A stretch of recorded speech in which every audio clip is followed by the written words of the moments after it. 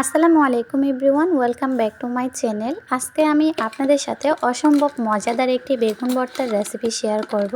বেগুন পোড়ানোর কোনো ধরনের ঝামেলা ছাড়াই আপনারা এই বেগুন ভর্তাটা তৈরি করে নিতে পারবেন, আর এটা খেতে অনেক বেশি মজার হয়ে থাকে। আশা করছি আমার আজকের রেসিপিটাও আপনাদের কাছে অনেক বেশি ভালো লাগবে। তাহলে চলুন দেখে নেওয়া যাক ভর্তাটা কিভাবে তৈরি করছি। আজকের রেসিপির জন্য এখানে আমি 2টা মাঝারি সাইজের দেশি বেগুন নিয়েছি। আপনারা এখানে যে কোনো ধরনের বেগুনই ইউজ করতে পারবেন। বেগুনের বুটার অংশটাকে ফেলে দিয়ে আমি বেগুনগুলোকে রিং রিং করে কেটে নেব। চেষ্টা করবেন সবগুলো স্লাইস যেন একই ধরনের সমান করে কেটে নেওয়ার জন্য, এতে করে সবগুলো স্লাইস একসাথে সিদ্ধ হয়ে যাবে। 2টা বেগুনই একই স্লাইস করে আমি একটু মোটা রেখে রিং করে কেটে নিয়েছি। এখন একটা জাকিতে নিয়ে নিচ্ছি।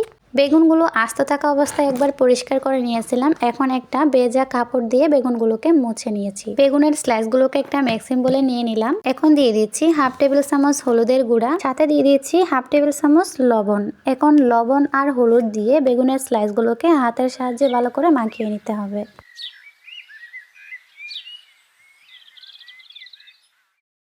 আর এই তো বেগুনের স্লাইসগুলো মাখানো হয়ে গিয়েছে। এখন একটা চুলায় প্যান বসিয়ে দিয়ে হিট করে নিলাম। যে কোনো ভর্তাতেই কিন্তু সরিষার তেলের ফ্লেভারটা অনেক বেশি ভালো লাগে। আমি যেহেতু ভর্তা করতেছি সেজন্য সরিষার তেলটা ইউজ করছি। আপনারা চাইলে যে কোনো রান্নার তেলটা ইউজ করতে পারেন। তেলটা ভালো করে গরম হয়ে গিয়েছে। এ পর্যায়ে আমি 5টা শুকনা মরিচ দিয়ে দিলাম। এখন শুকনো মরিচগুলোকে লালচে করে ভেজে নেব। যে যেমন জাল খেতে পছন্দ করেন সে অনুযায়ী জালের পরিমাণটা আপনারা বাড়িয়ে কিংবা কমিয়ে ব্যবহার করতে পারবেন। শুকনো মরিচগুলো লালচে করে ভাজা হয়ে গিয়েছে। এখন আমি একটা পাত্রে উঠিয়ে নিচ্ছি।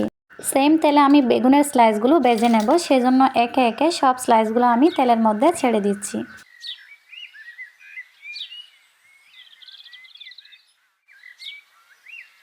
বেগুনের স্লাইসগুলোকে তেলের মধ্যে আস্তে আস্তে বসিয়ে দিলাম।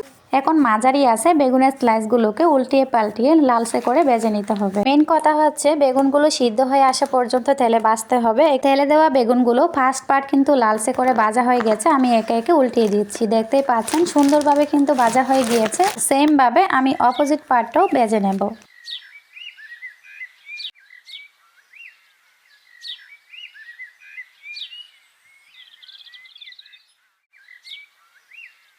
দেখতেই পাচ্ছেন বেগুনের স্লাইসগুলো লালচে করে ভাজা হয়ে গিয়েছে। এখন আমি প্লেটে উঠিয়ে নিচ্ছি। সেম ভাবে আমি বাকি সবগুলো বেগুনের স্লাইস ভালো করে ভেজে একটা পাত্রে উঠিয়ে নিলাম।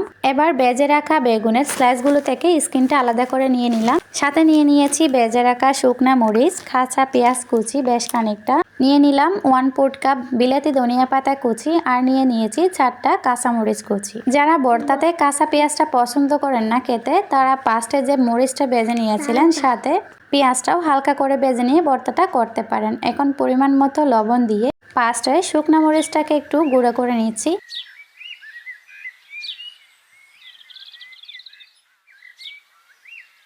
শুকনো মরিচটা ভালো করে গুঁড়া করে নিলাম। এখন কাঁচা পেঁয়াজটার সাথে মরিচটাকে একটু ডলে নিতে হবে যতক্ষণ না পর্যন্ত পেঁয়াজটা সফট হয়ে আসতেছে। পেঁয়াজ আর মরিচের মিশ্রণটা হয়ে গেলে একে একে ধনিয়া পাতা আর কাঁচা জালটা দিয়ে ভালো করে ভর্তাটা করে নিচ্ছি।